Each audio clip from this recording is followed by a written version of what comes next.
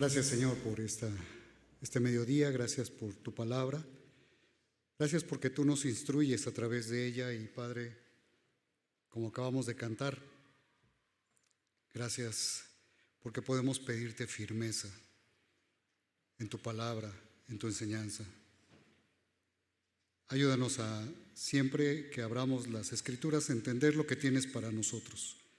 Que hoy no sea la excepción. En nombre de tu Hijo Jesús. Amén. Pueden tomar sus lugares, hermanos.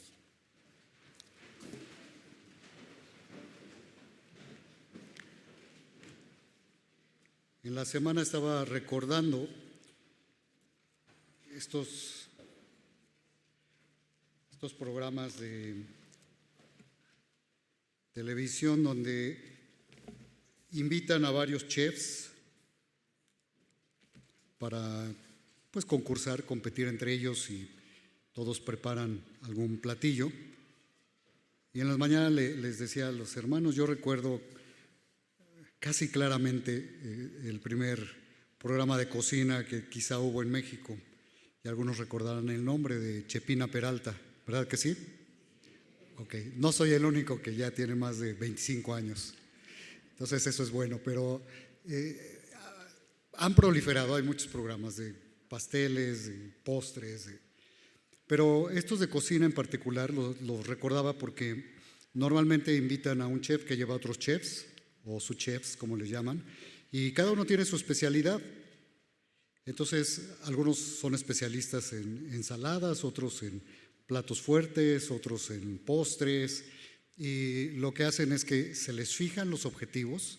Una comida tipo griego, por ejemplo, se les da el tiempo que van a poder estar cocinando y ellos empiezan. Y no dicen, cuando ponen los micrófonos, no se oye que dice uno de ellos, bueno, yo voy a preparar la ensalada, y que el otro diga, yo también, y que el otro diga, yo también hago la ensalada, ¿no? No, cada quien se pone de acuerdo en lo que es especialista, para lo que ha estudiado, para lo que es hábil, y es en lo que participan para terminar al final del tiempo con el objetivo cumplido, que es una comida tipo griego o lo que sea. Y en algunas variaciones de estos concursos, lo que hacen es que de repente desarman uno de los equipos y sale uno de los chefs y se va a otro equipo. Entonces cambia de proyecto y allá le dan otros parámetros, quizá otro tiempo, otro objetivo, y no dice, bueno, voy a hacer el mismo platillo de allá. Tiene que entender qué le corresponde hacer con su especialidad, con las características que tiene, y entonces se lanza a trabajar, a hacerlo en equipo, como complemento de los demás chefs. Y entonces ya en la participación terminan y logran el objetivo, ¿o no? Ya depende de cómo trabajen. Y recordaba esto porque cuando pensamos en los dos temas que hemos visto el domingo pasado y el que vamos a ver hoy, y en los temas que se hablaron desde el viernes y ayer sábado, sé que no todos pudieron estar aquí, pero ya que estén publicados las conferencias de este fin de semana, les recomiendo que las vean.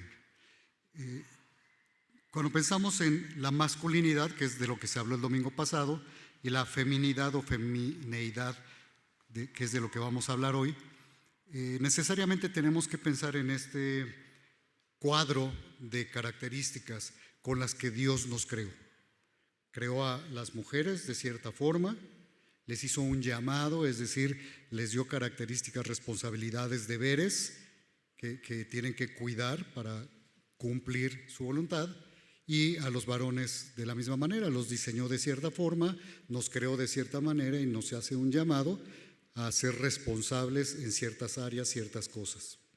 Y eso es lo que vemos en la Biblia, no es mi opinión, es lo que la palabra de Dios dice.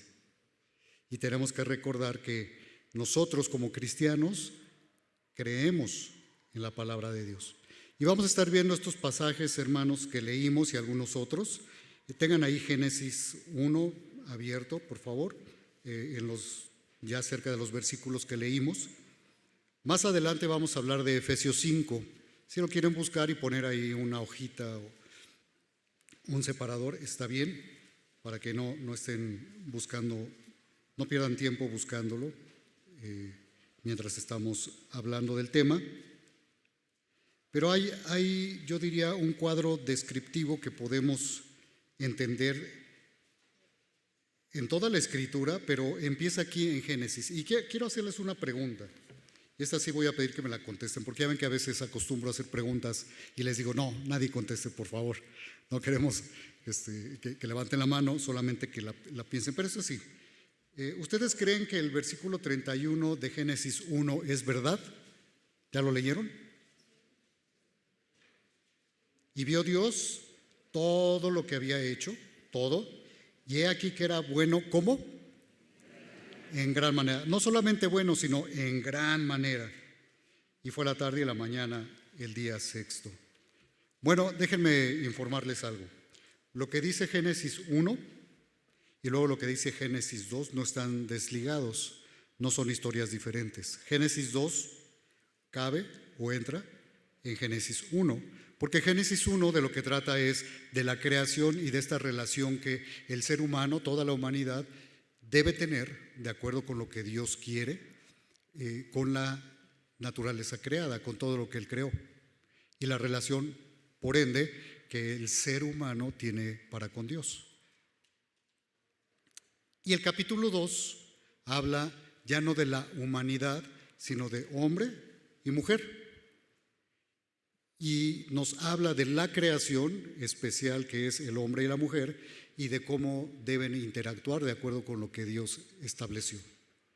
El capítulo 3, que es la otra parte que leímos, habla de la caída, cómo entra el pecado y cómo se distorsiona esa relación del hombre con la mujer con el hombre y de la humanidad con todo lo demás creado. Y también, por supuesto, lo primero que cae, lo primero que se desvirtúa es la relación del ser humano con Dios.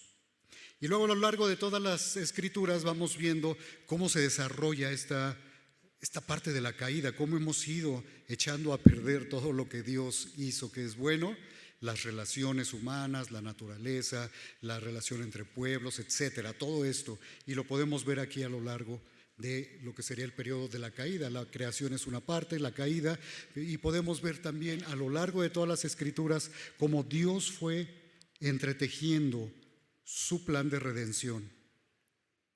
Y en la cruz nos muestra cómo el Señor Jesús dijo, consumado es. Había sido terminado el plan de redención y daba paso a lo que vendría después para todos aquellos que pusieran su fe en Cristo, que era la vida eterna, es la vida eterna. Pero no solo eso, sino seguimos leyendo, vemos la nueva creación en el Apocalipsis y vemos la restauración de todas las cosas, incluyendo la naturaleza, pero también la relación de hombre con mujer, mujer con hombre y con la nueva creación, con la naturaleza. Y eso es lo que vemos, pero podemos ver también este cuadro que les decía del diseño y el llamado de Dios, que es para el varón, Él lo crea para ser cabeza, siervo, guía de la familia, de la mujer y de su familia.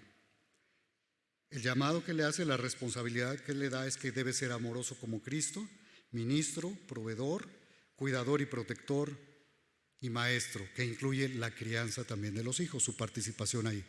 No vamos a hablar a detallar todo esto, una parte ya se vio el domingo pasado, pero hay más predicaciones, si las quieren buscar en YouTube, en nuestro canal, el canal de la iglesia, hay más predicaciones que hablan de estos temas. Ahora, diseño de la mujer, ¿cómo diseñó Dios a la mujer? Bueno, la creó como ayuda idónea.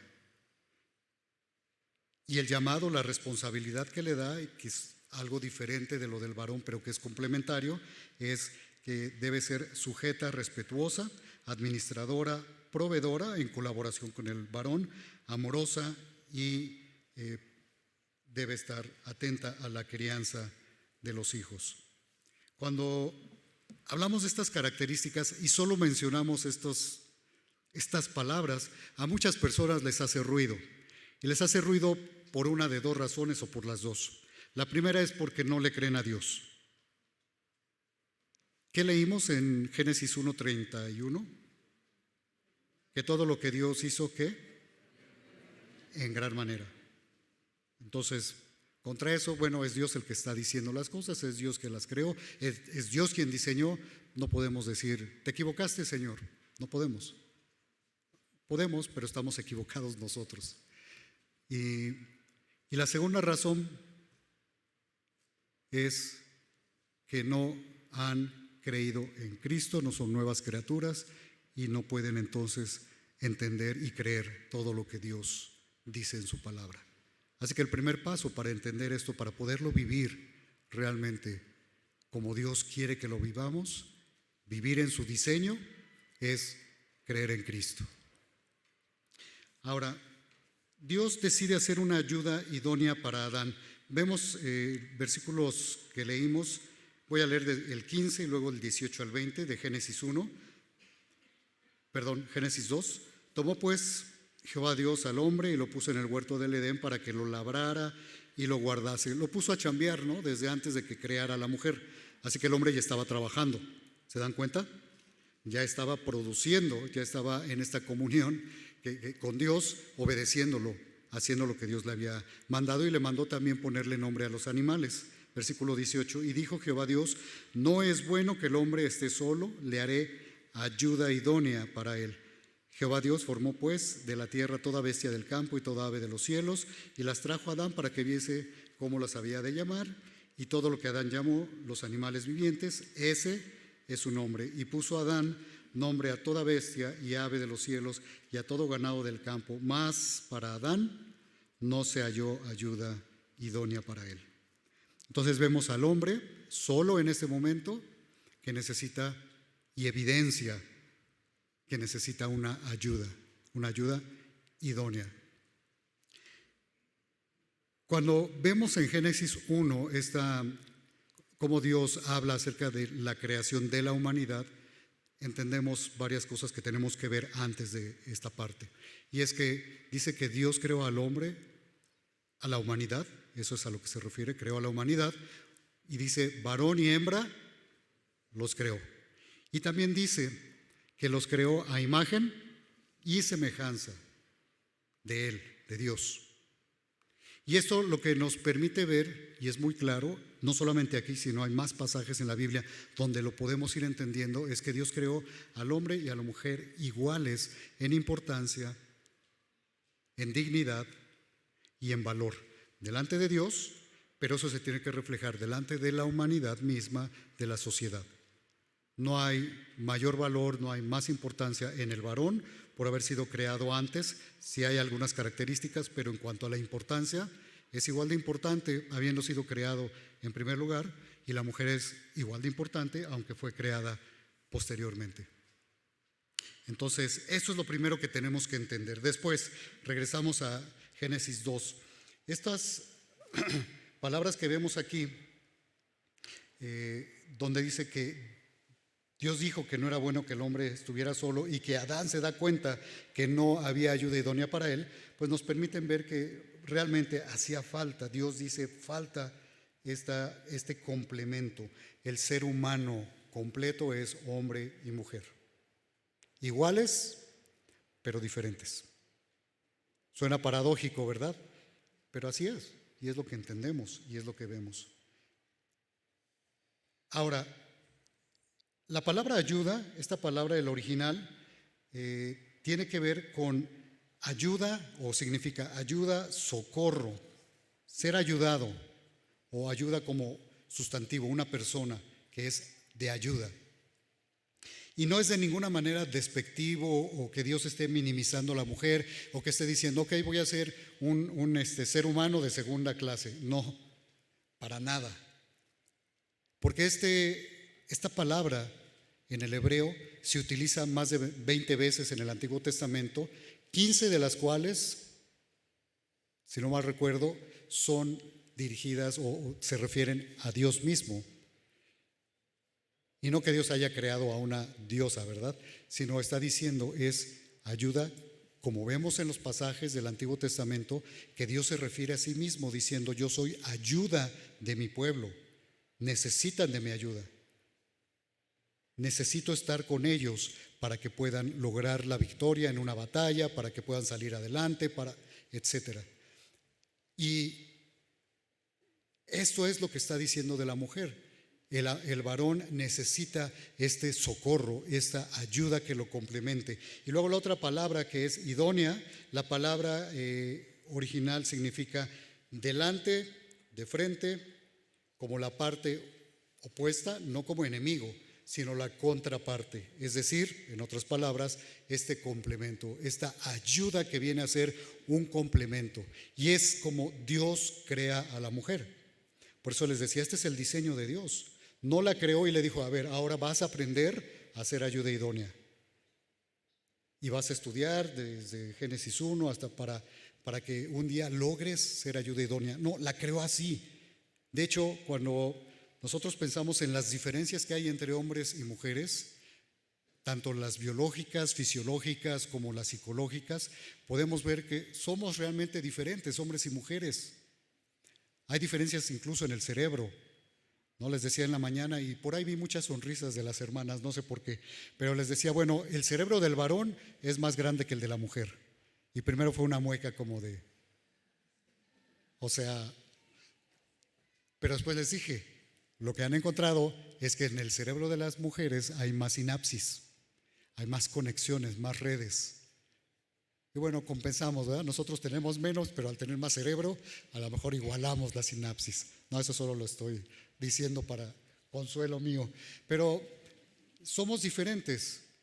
Hay cromosomas XX en uno y XY en otro, de tal manera que no podemos decir, yo ya me cambié y soy otra cosa. No podemos, porque finalmente si analizan mi genoma, mis cromosomas, van a darse cuenta que soy hombre.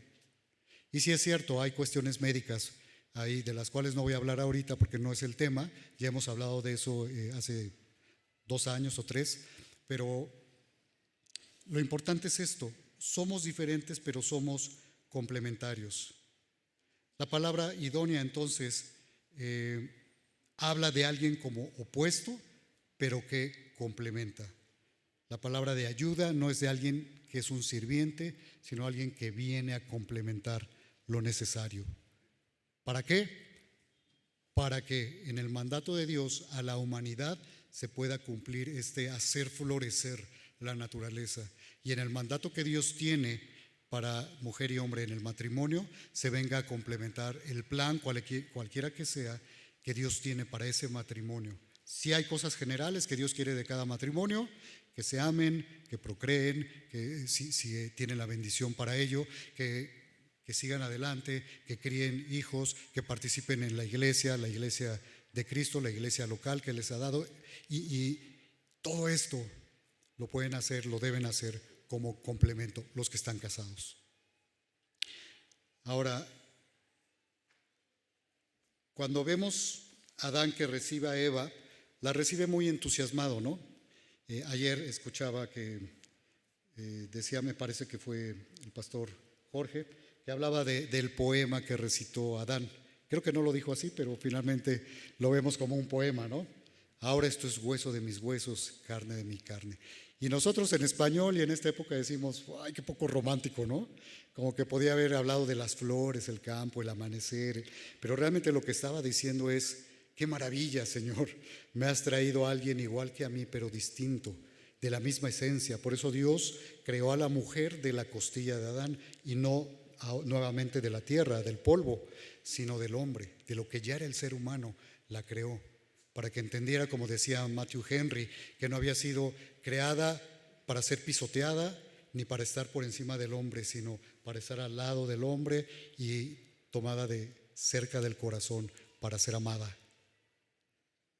Y bueno, eso bien podría haber sido lo que Adán pensó cuando dijo, ahora esto es hueso de mis huesos y carne de mi carne.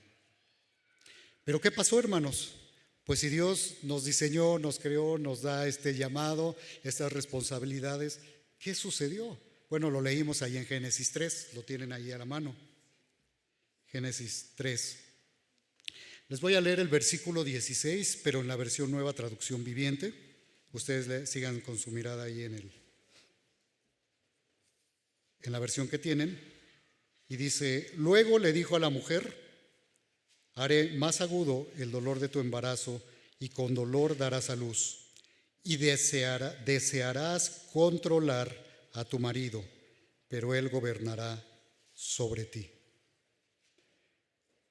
Algo similar en Génesis 4 le dice Dios a Caín, le dice que él deseará controlar el pecado o sus pasiones, pero el pecado lo va a gobernar a él. Es la misma expresión y por eso entendemos que Dios está diciendo esto. ¿Por qué? ¿Qué sucedió aquí en Génesis 3:16? Bueno, si vamos como en las series de televisión 2 días antes, en ese caso no sabemos cuánto tiempo antes, Eva había comido de un fruto prohibido, había caído en pecado, Adán la siguió, comió también y habían desobedecido a Dios. Y entonces Dios habla con la serpiente, habla con el hombre y habla con la mujer y les dice lo que va a suceder. A partir de ese punto, hace que ni el trabajo duro, ni esta situación de la autoridad y de la sujeción que vamos a ver en un momento más, empezaron con la caída, ya estaban establecidas y las podemos rastrear hasta el capítulo 1 y 2 de Génesis. Así que ese no es pretexto para decir, no, es cuestión de la caída, así que eso no vale, ¿no? No. Y entonces la distorsión que vemos aquí es que la mujer iba a querer dominar al marido y el marido iba a gobernar, pero a querer gobernar de manera autoritaria a la mujer y su hogar. Y es lo que vemos hoy en día, ¿o no? Eso está sucediendo hoy en día. Si escuchan la conferencia del viernes y lo que se platicó ayer y se habló en las conferencias, pueden ver este tema de las ideologías, del machismo, del feminismo, de la búsqueda de la felicidad y otros asuntos. Pero la cuestión es que es producto del pecado. Y la relación de hombre y mujer se salen de los cauces que Dios había establecido con su diseño y con su llamado a cada uno de ellos y con su llamado a sojuzgar a la tierra para la humanidad. Ahora, yo comentaba en la mañana que normalmente siempre estamos hablando, cuando hablamos de estos temas, parece que siempre entendemos que se tiene que hablar solamente de la mujer casada y del hombre casado. Y entonces los solteros como que adquieren esta idea de que, bueno, yo soy soltero y ahora que me case, me prestan la grabación del pastor para ver qué dijo de la mujer, ¿no? O voy a empezar a estudiar estos asuntos y bueno, a ver cuándo entiendo y aprendo. Pero no es así. Si estamos hablando de un diseño, bueno, entonces es como Dios nos creó. Si estamos hablando de que Dios nos da unas responsabilidades, nos las da desde siempre. Que se vean, se ejerzan de manera distinta es otra cosa. Pero mientras somos solteros tenemos que ir entendiendo cada vez más y practicando. Aunque parezca raro, pero así es. Por ejemplo, en el tema del ser ayuda idónea, algo que creo que es necesario dejar claro es que las solteras fueron diseñadas para ser ayuda idónea, pero cuidado, no por ser mujeres y por tener ese cableado interno, tienen que ser ayuda idónea de sus hermanos, del pastor, de todos los hombres, de la iglesia. No. La ayuda idónea fue para el varón que estaba solo y a quien Dios llevó y unió en matrimonio. Sin embargo, creó a la mujer con la capacidad ya de ser ayuda idónea. Así la creó. Entonces, ¿qué sucede con las solteras? Bueno, pueden estar atentas al liderazgo, a la guía de su padre y animarlo, ser obedientes, ir aprendiendo qué se requiere para que la familia funcione y participar en ello, como hijas, no como esposas, como hijas. Y eso les va capacitando para que si un día el Señor les permite casarse, sepan cómo se ve esta ayuda idónea. Pero ¿cómo van a aprenderlo? Viendo a la mamá. Si no hay una mamá porque no está, ha fallecido, bueno, tienen que aprenderlo de la palabra de Dios y de otras mujeres virtuosas. Y si tiene papá, entonces puede ayudarle al padre e ir aprendiendo. En resumen, cultivando un corazón y disposición de ayuda y servicio a la familia, en la iglesia y en la sociedad. La segunda cosa que quiero que veamos, no vamos a hablar de todas las características porque no nos da tiempo, pero esto debemos verlo, y es el tema de la sujeción. Y sé que causa estrés cada que se menciona esta palabra en un tema como este, de la feminidad, pero creo que cuando escuchamos sujeción lo primero que debemos pensar es que en la vida normal del cristiano existe y debe haber sujeción. Eso dice la Biblia. Todos debemos estar sujetos ¿a quién? A Dios, a Cristo. Y eso en primer lugar. Vean ahí en Efesios, si lo buscaron, lo apartaron, Efesios 5. Bueno, el pasaje, empezando en el versículo 22, dice: las casadas estén sujetas a sus propios maridos como al Señor. Y antes de ver qué es estar sujetas, lo primero que vemos es que le dice: las casadas estén sujetas ¿a quiénes? Sus propios maridos, no a todos los hombres, a sus propios maridos. Ahora, déjenme regresar un versículo, versículo 21. Dice: someteos unos a otros en el temor de Dios. Después en el versículo 22, los idiomas originales, en el idioma original, no está la palabra sujeta. ¿Por qué? Porque, bueno, lo que quiero decir es que está bien traducido, pero no está la palabra. ¿Por qué? Porque en el 21 dice: someteos, sujetaos los unos a los otros. Dos puntos y aparte. ¿Cómo? Las mujeres casadas estén sujetas a sus maridos. Los maridos sujetos a Cristo tienen que amar a su mujer como Cristo amó a la iglesia. Y continúa, habla de los siervos, habla de los hijos. En el caso de los hijos no dice sujétense a los padres, aunque debe haber sujeción, sí, pero a los hijos les dice obedezcan. Y no es la misma palabra que sujetar.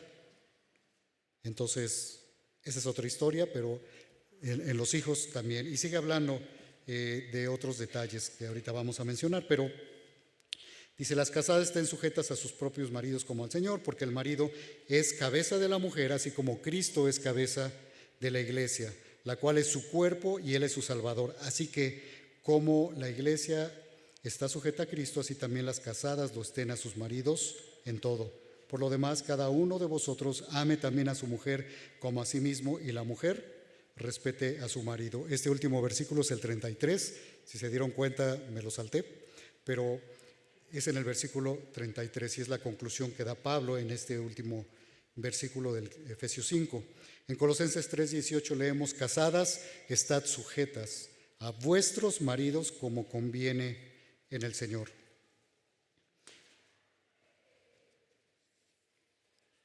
Y quisiera hacer una lista de lo que no es la sumisión y de lo que sí es la sumisión. Pero antes de eso quisiera liberar el estrés de todos aquellos que se estresaron cuando dije sujeción.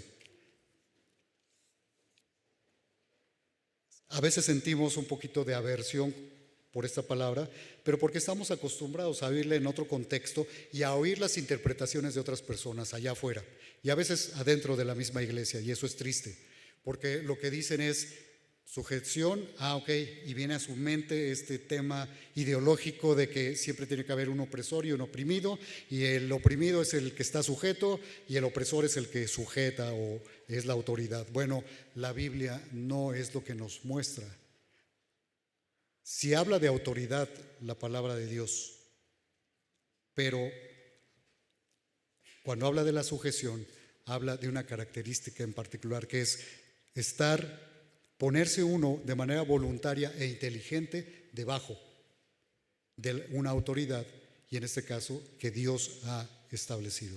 Y todas las autoridades que existen son delegadas por Dios, porque la autoridad última, máxima y soberana es la de Dios, no hay más.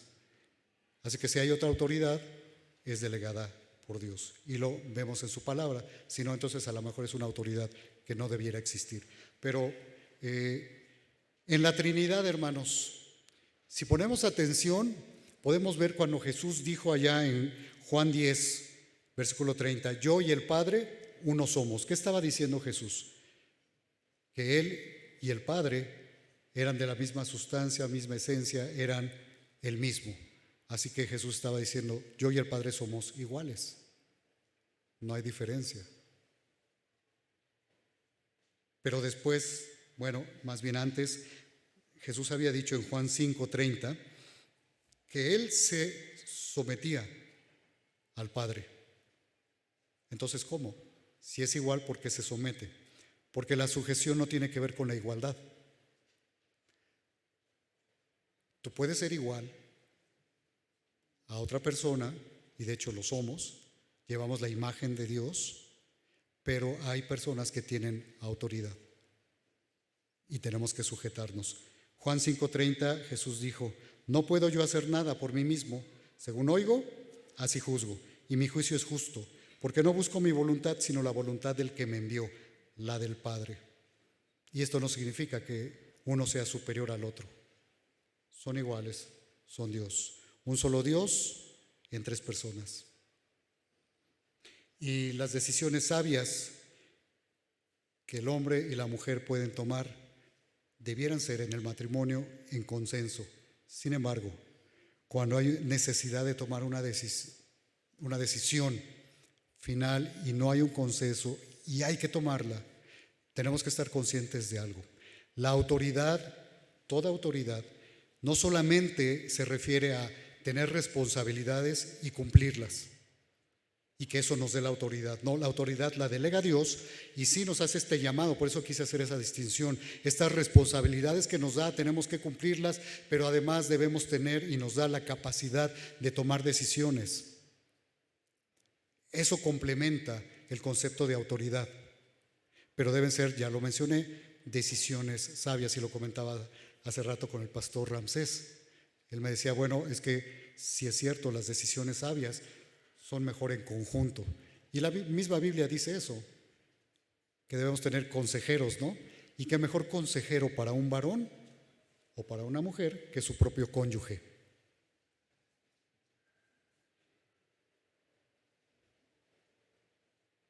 Y esta autoridad entonces de que se habló el domingo pasado del varón, también le da la responsabilidad por ser cabeza delante de Dios.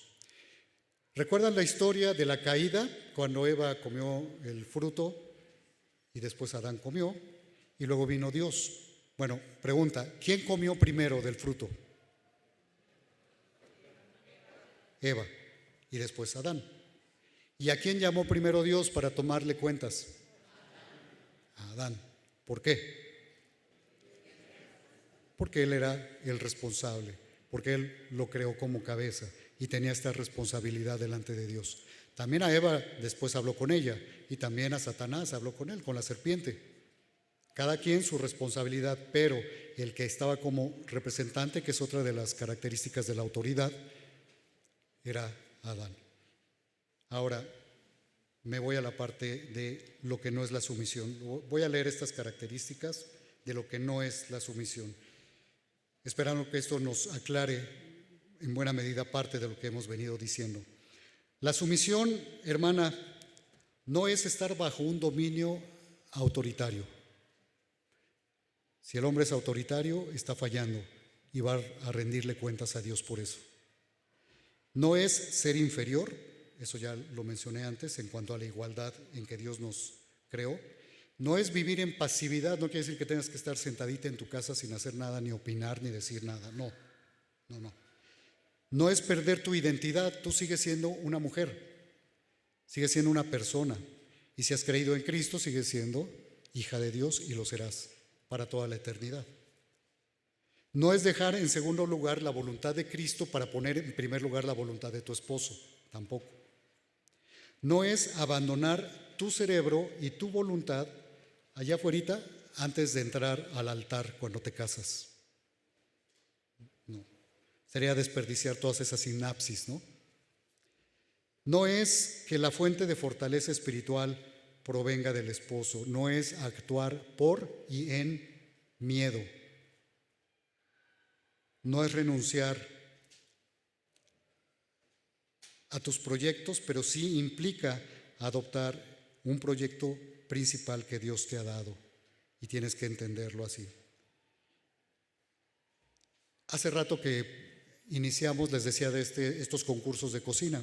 Entonces imagínate que tu familia, donde tú naces, es este primer grupo de chefs y resulta que tú eres hombre o mujer y pasa el tiempo, termina ese primer tiempo que Dios tiene para ti y sales al siguiente proyecto. Cambias de equipo ahora a tu propia familia, pero tienes que entender que ahora estás integrado en ese proyecto y tienes que entender cómo Dios diseñó a la familia, no solo cómo Dios te diseñó a ti como mujer y al varón como varón, sino también cómo diseñó la familia y cómo Él desea que sea la mujer en la familia, dentro de la familia y las responsabilidades que tiene allí. Y por eso ya mencioné yo antes este cuadro que te decía del diseño, el llamado del varón, pero también de la mujer, porque esa es parte de lo que vemos en las Escrituras, que Dios tiene para la mujer para que lo viva, porque así la creó y porque le ha dado la posibilidad de llevarlo a cabo de manera excelente, pero también al varón, la parte que le corresponde. Y ambos funcionan juntos, complementados o como complemento. Lo que sí es la sumisión es actuar subordinada a Cristo. Es un mandato que no está normado ni por tu experiencia ni por la cultura, sino por la palabra de Dios. Está limitada a lo que es ser piadoso, piadoso entendido como una vida que agrada a Dios porque sigue y hace su voluntad. En el caso de las mujeres involucra solo al esposo. La sumisión bíblica de la esposa es el llamado divino para honrar y afirmar el diseño que Él ha puesto para ella, pero también en el caso de su marido, para su marido. Por eso es ayuda idónea, por eso como complemento junto con Él. Tener a Cristo como dueño y Señor y buscar hacer su voluntad, tener la decisión y el valor de no caminar hacia el pecado si su esposo va caminando hacia el pecado o si su esposo le pide que haga algo pecaminoso. Es estar contenta con lo que Dios les permite tener. En cualquier combinación que tengan en cuanto a su vida productiva económicamente, es estar contenta con lo que Dios le permite tener. Ahora, eso no es solamente para la mujer, aclaro, por aquellos que están pensando, el hermano está diciendo que pues no tiene que pensar la mujer en pedir que haya una mejor provisión. No, yo creo que de manera sabia puede hacerlo, pero además de todo, la Biblia sí dice para todos los cristianos que debemos estar, que si tenemos sustento y abrigo, estemos ¿cómo? Contentos, porque es lo que Dios nos da. No dice que no trabajemos, ni dice que no busquemos mejorar. Y algo que quiero aclarar de una vez es que no hay un lugar en la Biblia donde diga que la mujer no puede trabajar, pero se nos dice que todo lo tenemos que hacer sabiamente y contemplando los principios divinos, los mandatos divinos y lo que es más conveniente de acuerdo con los patrones bíblicos que podemos ver. Y en ese aspecto tenemos que entender algo, hermanos, que no puedo yo decir voy a cumplir con una responsabilidad que veo claramente en la Biblia y para eso tengo que pecar. O sea, sería algo inverosímil. Y entonces, ¿por qué a veces sí decimos, bueno, voy a cumplir una responsabilidad que tiene la Biblia, pero voy a dejar de cumplir la otra? Porque dejar de cumplir las responsabilidades, los deberes que Dios nos da, es pecado. Porque no estamos obedeciendo a lo que Dios nos pide que hagamos y cómo nos pide que vivamos. Entonces, todo esto tiene que ser parte de lo que nosotros vemos y contemplemos para tomar decisiones en cuanto al trabajo, en cuanto a la educación de los hijos, en cuanto al lugar donde vivimos, en cuanto a lo que compramos, en cuanto a cómo gastamos el dinero, todo esto. Y ahora Dios le ha dado una característica y un llamado muy particular a la mujer para administrar el hogar. Dice en Tito 2, 4 y 5 que las mujeres da algunas características, en particular en el 5 dice que tienen que enseñar a las mujeres jóvenes, las mujeres mayores, a ser prudentes, castas, cuidadosas de su casa, que significa atender los asuntos del hogar, los asuntos, todos los asuntos. Y cuando Pablo habla de las viudas jóvenes, les ordena que gobiernen su casa. Dice, quiero que las viudas jóvenes se casen, críen hijos y gobiernen su casa. Y en este caso, gobernar, la palabra significa administrar los asuntos de la familia. ¿Por qué se lo dice Pablo a las mujeres? Porque Dios les ha dotado y les ha llamado para que puedan ser buenas administradoras. El hombre tiene que participar, claro, es responsable delante de Dios el primero, pero a la mujer le ha dicho esto el Señor.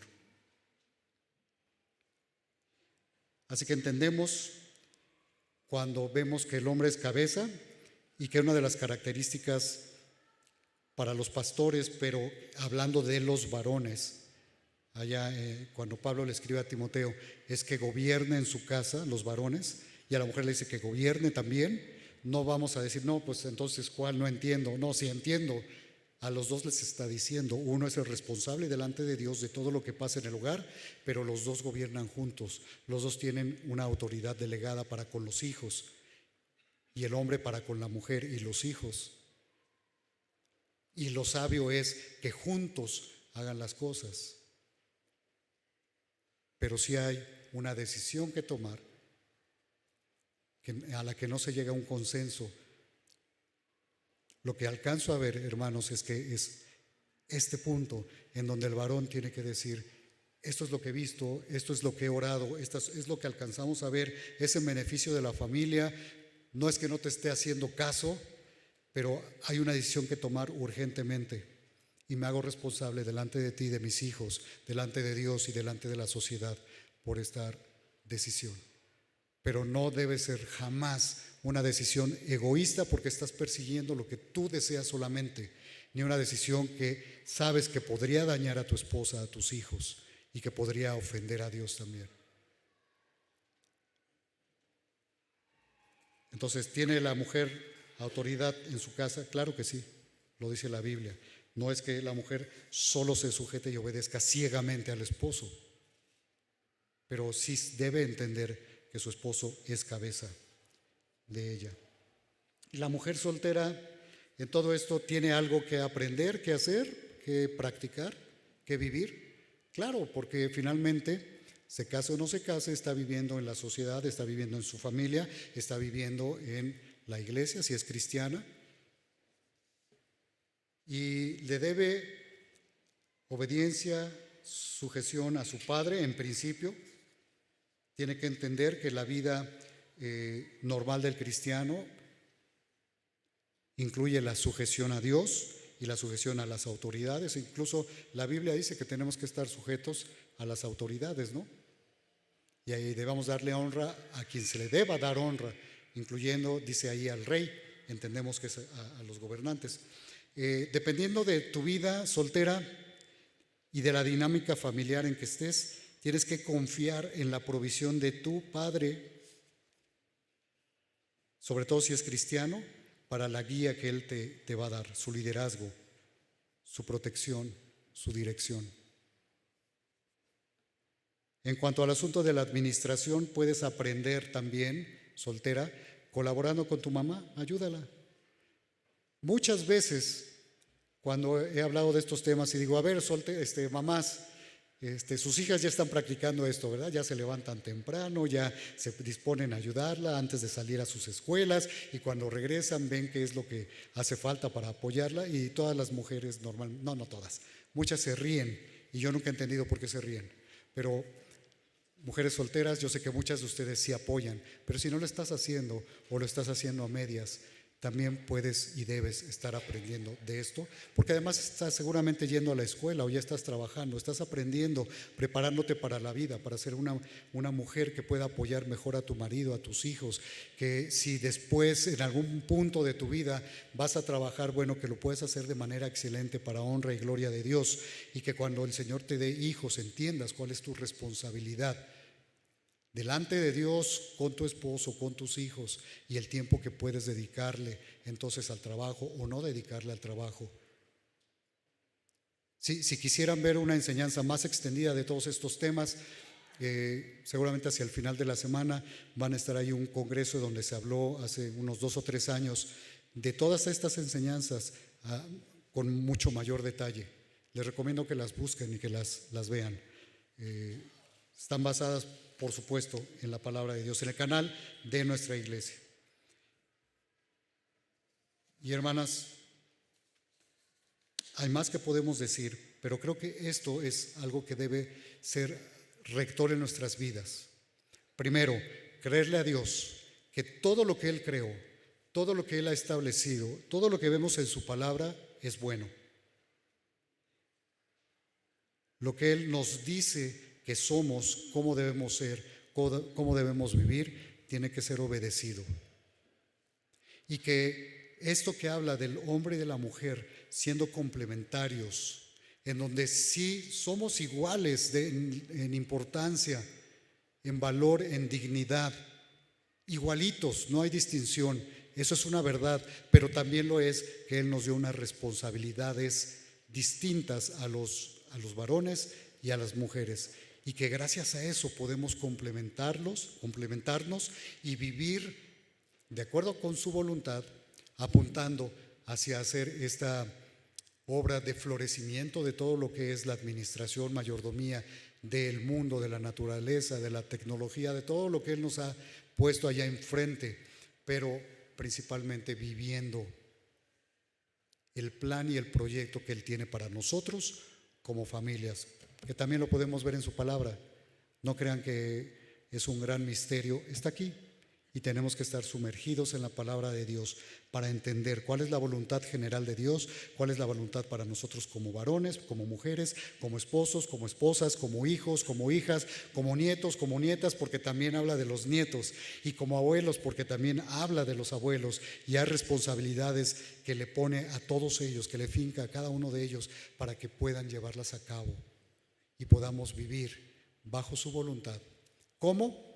Viviendo el diseño de Dios para nuestras vidas. Mujeres, Dios las hizo como humanos extraordinarios. Y a los varones también. Así que seamos extraordinarios juntos y vivamos llevando el diseño de Dios, llevando el mensaje del Evangelio a toda criatura y siendo de testimonio de cómo Dios, todo lo que hizo, lo hizo bueno. Vamos a orar. Señor, gracias por tu palabra, gracias porque nos hiciste iguales, pero también diferentes. Ayúdanos a entender esta forma de ser complementarios, que podamos vivirlo para testimonio del mundo, para testimonio dentro de nuestra iglesia, para formación y educación de nuestros hijos, y para que tus planes, Señor, el proyecto tuyo con respecto de el cuidado del planeta, pero de el avance de tu palabra, de esta generación, de esta descendencia que tú querías para ti, Señor, en la familia, a través de la familia, se lleve a cabo como tú quieres. En nombre de tu Hijo Jesús. Amén. Dios les bendiga, hermanos.